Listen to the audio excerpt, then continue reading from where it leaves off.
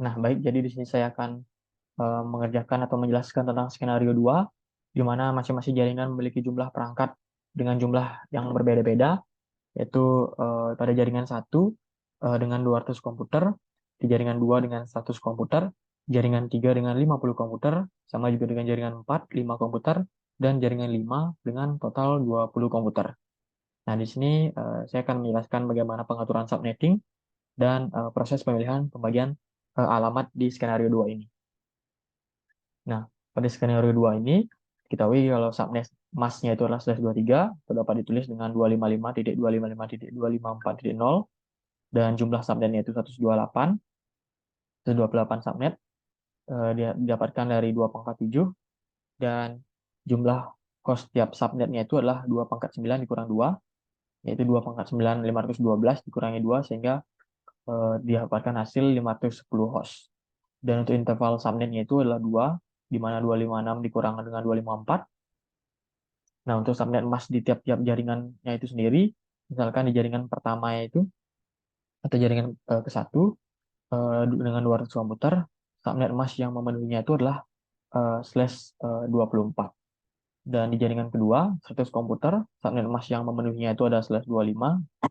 Dan jaringan ketiga, dan jaringan 3 dan 4 ini sama, di mana subnet masknya itu yang memenuhinya itu adalah /26, dan jaringan kelima 20 komputer. Nah, di sini saya mengetahui untuk subnet mask yang memenuhi itu adalah /27.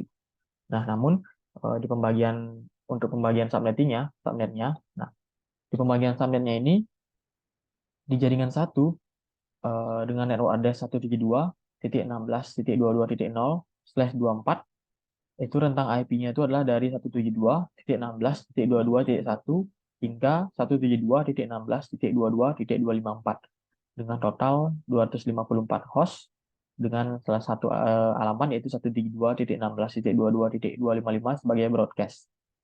Nah, setelah itu ada jaringan kedua, di mana 172.16.23.0/25 dengan rentang dari 172.16.23.1 hingga 172.16.22.126 dengan total 126 host dan satu alamat IP yaitu 172.16.22.127 sebagai broadcast.